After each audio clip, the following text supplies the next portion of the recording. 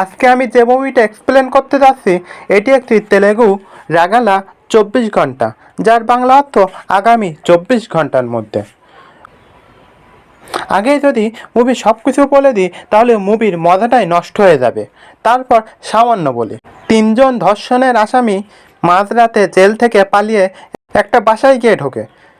বাসায় মেয়েটি একা ছিল এবং বাইরে প্রচণ্ড ঝড় বৃষ্টি হচ্ছিল, যার ফলে সেই পুরো এলাকায় কারেন্ট ছিল না। তখন সেই আসামিগুলো মেয়েটির সাথে কি করলো, সারা রাতে ওই বাসাতে কি ঘটনা ঘটে, এমন সব রহস্য সাসপেনশন। যদি সাসপেন্স থ্রিলার মুভি দেখতে ভালোবাসে থাকেন তাহলে আমার ওপর বিশ্বাস রেখে পুরো মুভিটি দেখে দেন, কথা দিলাম ভালো লাগবে। আমি নতুন আরেকটি ভিডিওতে আপনাকে স্বাগতম। মুভি শুরুতে আমরা এসিপি নাসিমাকে দেখতে পাই। সে টিভিতে নিউজ দেখছিল। দেখানো হয় যে জেল থেকে 3জন আসামি পলাতক, যারা এক মেয়েকে ধর্ষণ করে নির্মমভাবে তাকে হত্যা করেছিল। এটা দেখে দেখতে পায় লোকটির নাম দাস। সে রাহুলের ম্যানেজার। দাস তার মেয়েকে নিয়ে রাহুলের বাড়িতে এসেছে। দাসের মেয়ের মাথায় চুল নেই। এটা দেখে বিদ্যা দাসকে জিজ্ঞাসা করে তার কি হয়েছে। দাস জানাই তার মেয়ে তাদের আলাপ করার জন্য। রাহুল বেশ কয়েকটি মডেলের ছবি হাতে নিয়ে বিদ্যাকে ডেকে সেগুলোর মাঝে থেকে একটি সিলেক্ট করে দেওয়ার জন্য। এরপর রাহুল বিদ্যাকে কাছে পেয়ে দাসের সামনে নোংরামি শুরু করে। বিদ্যা এবং দাস দুজনে অকটে পরিস্থিতি পড়ে যায়। যাই হোক, একটা ফটো সিলেক্ট করে দিয়ে রাহুল সেটিকে দাসকে দিয়ে বলে, যাও এই মডেলকে টাকা দিয়ে তার সাথে এগ্রিমেন্ট সাইন করো। মুখের দিকে তাকালে আমরা বুঝতে পারি সে কিছু একটা রাহুলকে বলতে চাচ্ছে, বাট সাহস পাচ্ছে না। এরপর অনেক সাহস করে দাস রাহুলকে বলেই ফেললো তার মেয়ের ক্যান্সার হয়েছে, তাই চিকিৎসার জন্য 25 লাখ টাকা দরকার। তাই সে কিছু টাকা ধার চায়। তখন রাহুল দাসকে বলে, তুমি আমার কর্মচারী, তাই এসব নাটক রেখে কাজে মনোযোগ দাও।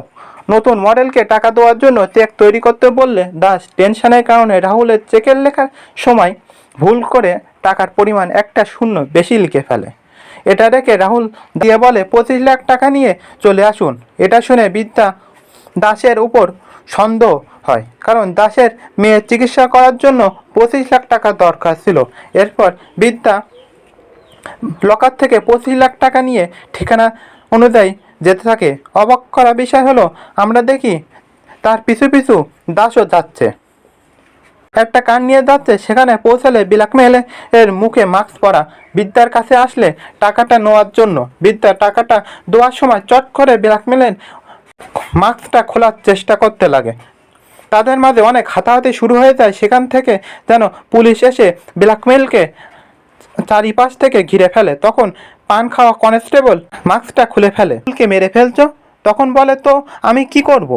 আমি কিভাবে বলবো যে খুনটা আসলে তুমিই করছো?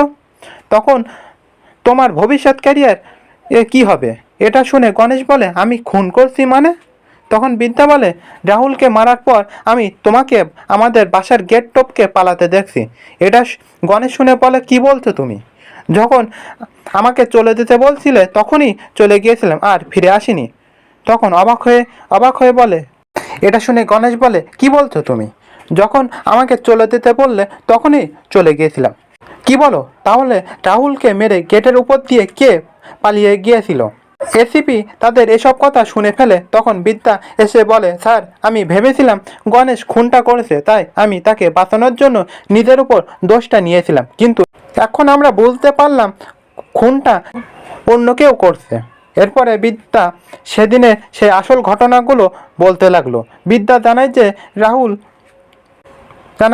রাহুল তাকে কি যেন দেখে এবং সাথে সাথে তাড়াহুড়ো করে এসিপি নাসিমার বাড়ি চলে যায়। কিন্তু বিদ্যা সেই বাসাটায় কারো সাড়া না পেয়ে ভিতরে এদিক সেদিক কাউকে খুঁজতে লাগে। তখনই বিদ্যা দেখে সেই 3জন আসামি বের হচ্ছে। তখন সেই সময় 3জন আসামি বাড়ি থেকে বের হচ্ছে। বিদ্যা জিজ্ঞাসা করে, এদের সাথে এসিপির কি সম্পর্ক? এগুলোর মাঝে একজন বলে ওঠে, আপনি এখানে কি আসছে? আর এখানে মুভিটা শেষ।